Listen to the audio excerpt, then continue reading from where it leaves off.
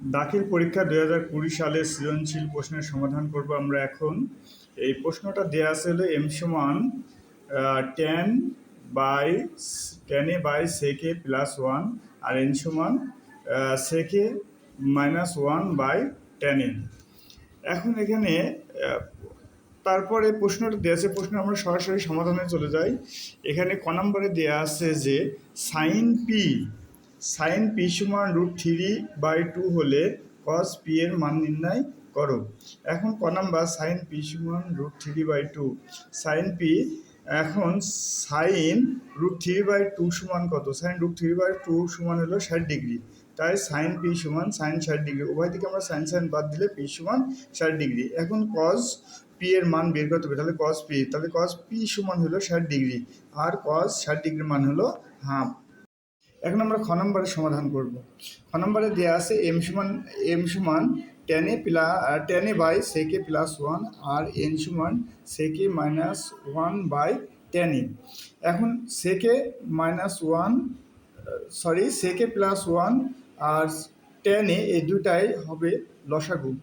এখন এই সেকে প্লাস ওয়ানটাকে ওয়ান দিয়ে আমরা এটাকে ভাগ করলে এখানে সেকে প্লাস ওয়ান বাদ যাবে, তাহলে থাকবে হলো টেনে। তাহলে টেনে আর এই টেনে দিয়ে গুণ করলে টেন স্কোয়ার হবে, আর এখানে মাইনাস কাটে মাইনাস, এই টান আর এই টান ভাগ করলে এই টেন দিয়ে এটাকে ভাগ করলে তাহলে এই টেন বাদ যাবে, তাহলে থাকবে হলো সেকে প্লাস ওয়ান আর এখানে সেকে মাইনাস ওয়ান, দুইটা গুণ হবে। গুণ হলে তাহলে এটা গুণ অবস্থায় যদি দেয় তাহলে এ স্কোয়ার মাইনাস বি স্কোয়ারের ফর্মুলাতে চলে আসে, তাহলে sec square minus one square হয়।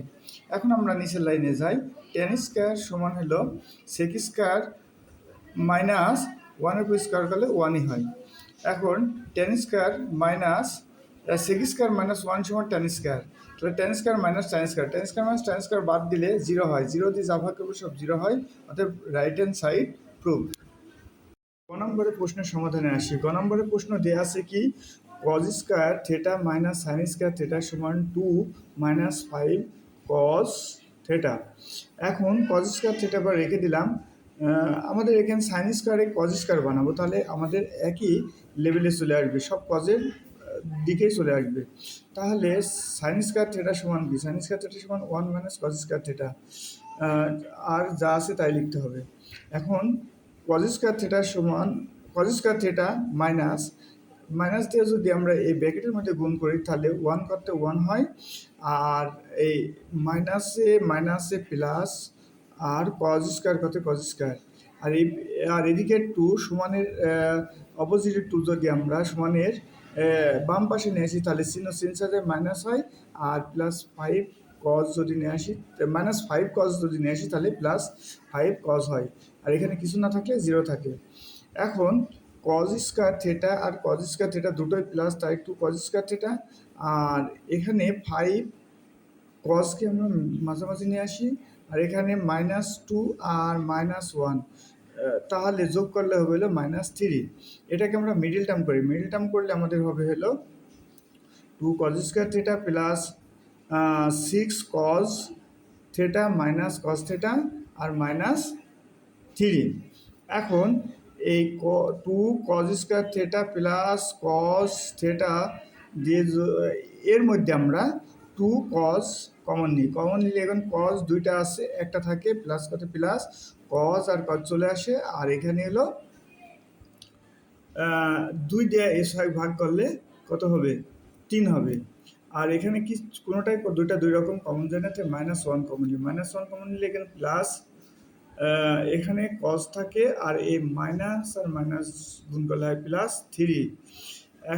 এখন কজ থেটা +3, এখানে কজ থেটা +3, দুটা যদি দুটা কমন নিলে এখানে থাকে হইলো 2 কজ থেটা -1।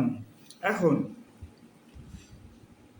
এই কজ থেটা +3 আর 2 কজ থেটা -1 দুটো সমানই 0, তাই এখানে গুণ অবস্থায় আছে, তাহলে এটা সমানও কজ থেটা +3 সমান 0 হয়, আর এখানে অথবা 2 cos থিটা প্লাস 1 সমান 0 হয়।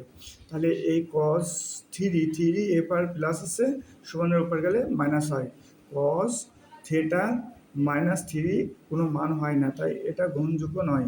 এখন আমরা ডান পাশে যাই। এখানে -1 যদি আমরা সমানের অপর দিকে নিয়ে যাই তাহলে এখানে +1 হয়। আর 2 এখানে cos-এর সাথে 2 গুণ অবস্থা আছে, আমরা যদি সমানের অপোজিটে দিই তাহলে আমাদের এটা ভাগ হয়ে যায়। তাহলে cos কত ডিগ্রি মানে হাফ, cos 60 ডিগ্রি মানে হাফ, ওইদিকে cos বাদ, অতএব থিটা সমান 60 ডিগ্রি। অতএব অ্যান্সার থিটা সমান